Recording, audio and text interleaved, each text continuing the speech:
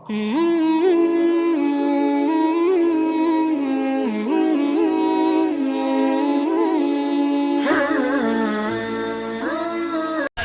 hanya ingin mengingatkan satu saja, bahwa Al-Imam An-Nawawi radhiyallahu taala anhu, saudara, yang mengarang kitab Al-Majmu' Syarhul Muhadzab, yang mengarang kitab Syarah Sahih Muslim, banyak sekali karangannya, saudara, baik dalam bidang fikih maupun bidang hadis.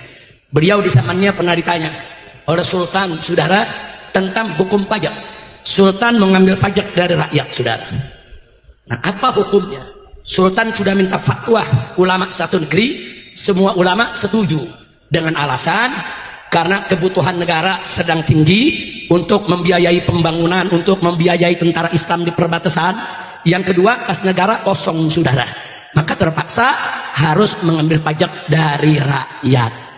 Nah, setelah ulama semua setuju, Sultan bertanya kepada para ulama, adakah ulama lain yang perlu aku minta persetujuannya?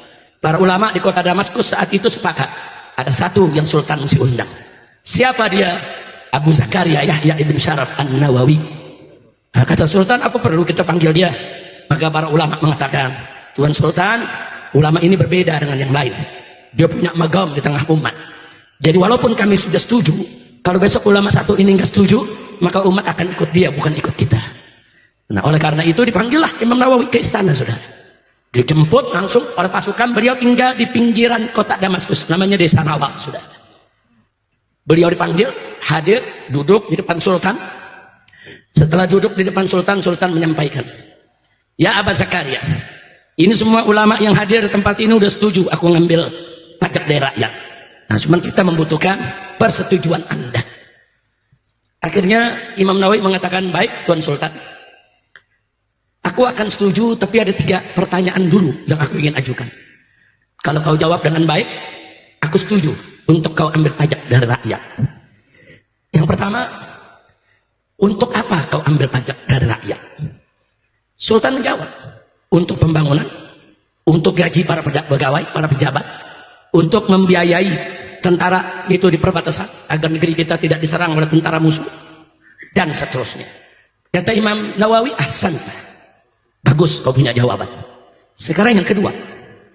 Yang kedua, kan kita punya kas negara. Kenapa harus ambil dari pajak? Kenapa nggak ambil dari kas negara saja? Baitul Mal. Dijawab oleh Sultan, Baitul Mal kosong. Kalau Baitul Mal ada isinya, aku nggak ambil pajak. Ini Baitul Malnya kosong, nggak ada lagi kita punya dana. Kata Imam Nawawi, ahsanta, bagus kau punya jawab. Nah, sekarang yang terakhir. Yang terakhir, kenapa kas negara kosong? Sultan tersinggung. Kata Sultan, mada taksud bikalam? Kau punya maksud apa, Abu Zakaria? Ya, kata Imam Nawawi, enggak, jelaskan dulu kenapa kas negara kosong, dipakai untuk apa? Jelasin dulu. Marah Sultan, berdiri dari kursinya. Kurang ajar, kau punya maksud tidak baik, hei Abu Zakaria. Apa kata Imam Nawawi? Imam Nawawi kiai dibentak oleh pejabat, dia berdiri juga, sudah. Imam Nawawi berdiri, hei Sultan, jangan kau pikir aku tidak tahu. Kas negara kita kemarin masih banyak dipenuhi dengan emas, perak, dinar, dirham, permata, mutiara, segala macam kita punya. Kenapa sekarang kosong? Karena kau bagi-bagi untuk istri-istrimu, untuk gayang-gayangmu, untuk putri-putrimu, untuk keluargamu, untuk pejabatmu, sehingga kas negara kosong. Marah Sultan, saudara. Imam Nawawi katakan, wallahi, demi Allah, kau kembalikan dulu semua itu ke kas negara, ke Baitul Muslim. Kembalikan. Kalau semua sudah dikembalikan, masih kurang, baru boleh kau ambil pajak dari rakyat. Tapi kalau tidak kau kembalikan, kas negara seenaknya digunakan. Kalau zaman sekarang dikorupsi, saudara, maka demi Allah, haram kau ambil pajak dari rakyat walaupun 1 dirham. Takbir. Nah, karena tadi bagian akhir saya bicara soal pajak, saudara, yang diundang Imam Nawawi, bukan ulama istana. Tegas ngomongnya. Yang pertama diundang ulama-ulama istana. Iya aja apa kata Sultan. Saya mau tanya, Imam Nawawi tegas tidak? Ini mujtahid madhab Imam Syafi'i ini, saudara. Enggak sembarangan, saudara.